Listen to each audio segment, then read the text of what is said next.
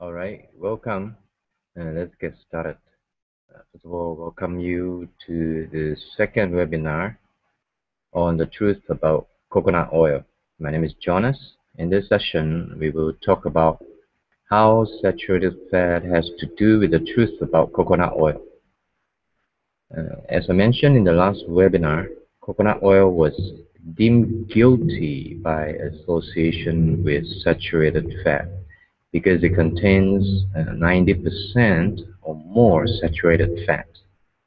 Before coconut oil had the bad reputation, there was a much bigger issue surrounding saturated fat. In this webinar, we will look at the history which gave rise to the saturated fat issue. First of all, what is saturated fat? Saturated fat is defined as a fatty acid which is fully saturated with hydrogen. Well, that definition probably doesn't do much in explaining what saturated fat really is. Let's back up a bit. Fat is also known as fatty acid. The diagram shown here is a fat or fatty acid. So fat is an acid because of the existence of a functional group at one end of the compound known as carboxyl group. This carboxyl group, COOH, makes the compound an acid. It is also known as a carboxylic acid. The rest of the compound, as you can see, is made up of carbon and hydrogen. With the exception of the carbon in the carboxyl group, the rest of the carbon are fully occupied with hydrogen, as indicated by 2 hydrogen for each carbon, while the carbon is bonded to 2 other carbon on each side. And of course, the last carbon at the end of the fatty acid is bonded to 3 hydrogen and 1 carbon, which makes it fully occupied as well. So this fatty acid has no hydrogen missing, and therefore it is a saturated fat or saturated fatty acid. But what about unsaturated fat?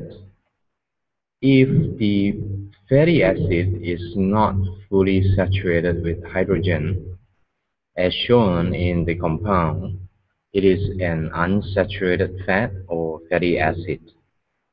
As you can see, the 2 carbon atoms in red have missing hydrogen, and this fatty acid has 1 missing pair of hydrogen, so it is not fully saturated or completely occupied by hydrogen. Therefore, it is called an unsaturated fat or fatty acid. Now, if a fatty acid has only 1 pair of hydrogen missing, it is called a monounsaturated fatty acid. But if it has more than 1 pair of hydrogen missing, it's called a polyunsaturated fatty acid.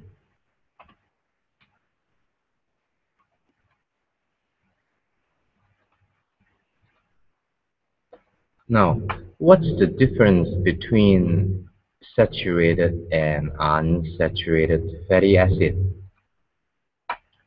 The differences in their degree of saturation, or also the number of missing hydrogen pair, will result in differences in properties and reaction. One of the major characteristics due to their differences in degree of saturation is the susceptibility to oxidation. Now, oxidation of fat or fatty acid results in what is known as rancidity, and most of us can tell from the smell when an oil goes rancid, meaning the oil or fat has gone bad. So oxidation of fat, oil, and fatty acid is not something you want because it produces free radicals which can trigger chain reaction, wreaking havoc in the body, and causing damages to the cells, tissues, and eventually the organs and systems. In other words, we do not want our fat or oil to be oxidized. Because there is no missing hydrogen pair, saturated fat is not susceptible to oxidation. On the other hand, the missing hydrogen pair makes unsaturated fat prone to oxidation. Now, this concept of oxidation of fat or oil or fatty acid is critically important when it comes to the choice of oil and fat we consume in relations to our health. Now, the concept of oxidation of fat is also known as lipid peroxidation. These are more technical terms used to describe this process, which leads to rancidity, risk of production of free radicals, and causing all sorts of problems.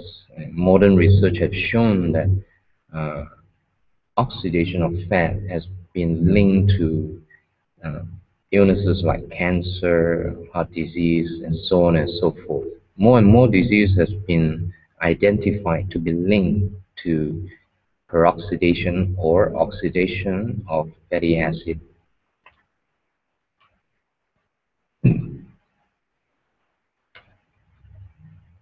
Now, so what happened to the issue of saturated fat?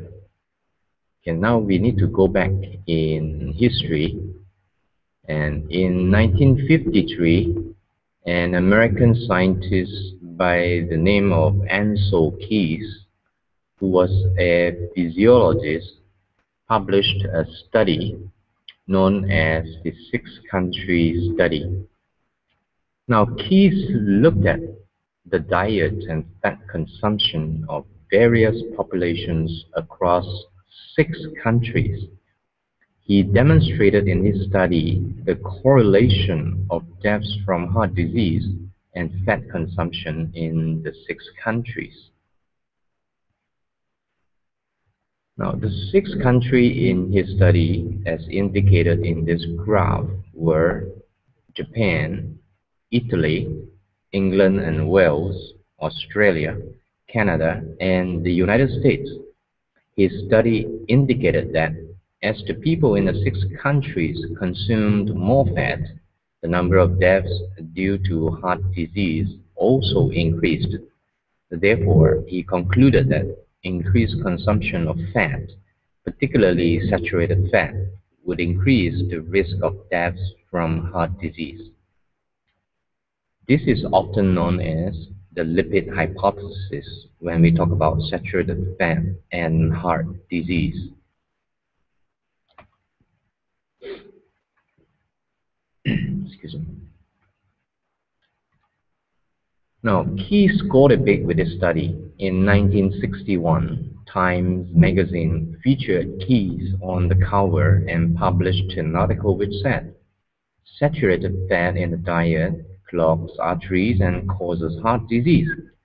This was probably one of the major turning points when saturated fat was labeled as the villain for causing heart disease. Subsequently, Keyes received huge funding from the US government to continue his study, which was a follow-up on his original 6 country study. He later published another study known as the 7 country study in the 1970s. In this later study, Keyes kept 3 of the original countries from the 6 country study, and he added 4 more countries to the list. Again, he showed that increased consumption of fat led to more deaths from heart disease. This was how the saturated fat issue started. When Keyes published his original 6 country study, numerous studies were also published, questioning and highlighting the problems and faults of Keyes' study. However, Keyes was able to win his ground and scored a big with the US government. His study were the main reason behind the 1997 McGovern report, which subsequently affected the USDA food pyramid and dietary guideline, which remains to be in effect today.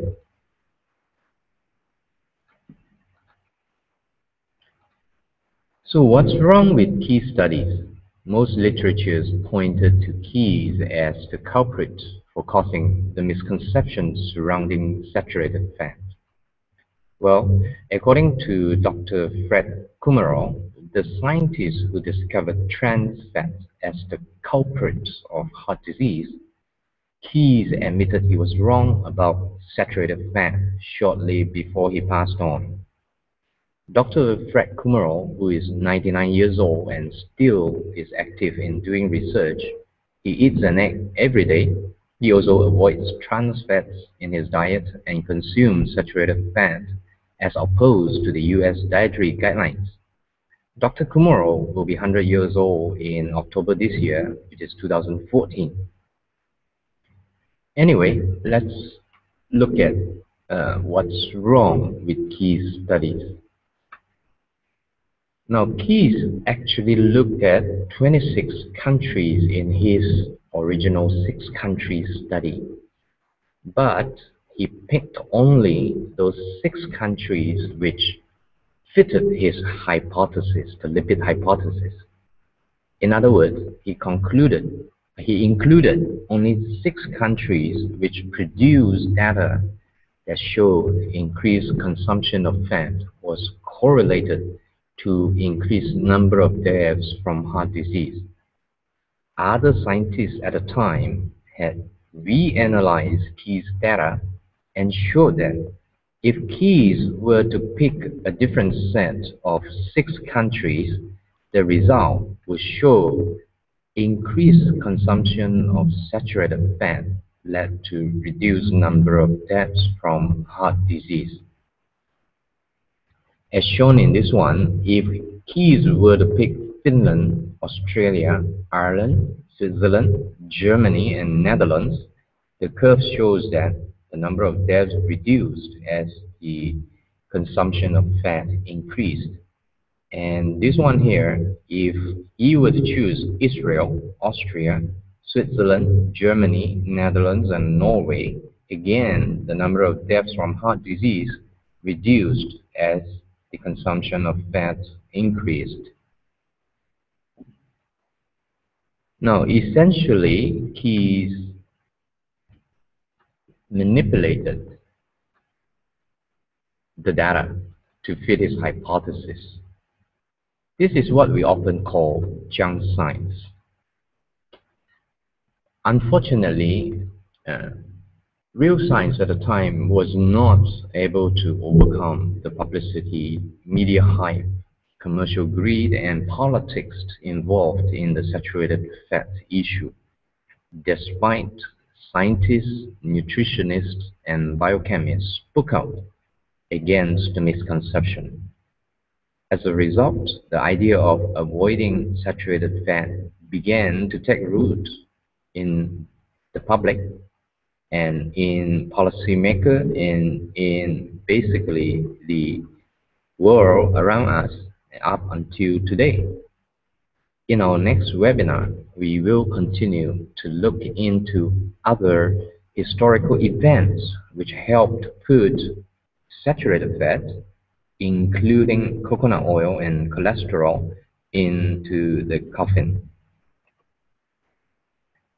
Now, before I end the webinar, I'd like to introduce you to my free coconut oil mini course.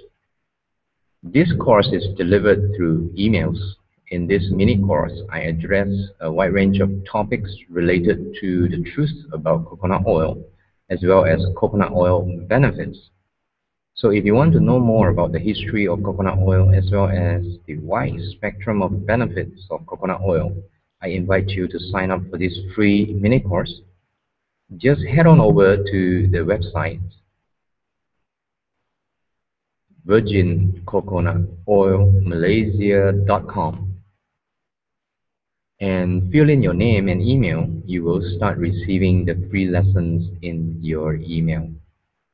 So for those of you who are really interested in coconut oil, whether it's a history or its benefits, I really encourage you to sign up for this mini course, which is free, and it's available at virgincoconutoilmalaysia.com. And this is the exact page you will see as you have seen on the screen here. And all you need to do is to enter your name and email and click join free course now. And you will start receiving the lessons in your email. All right, so thank you for joining us in this session, and I will see you in the next webinar.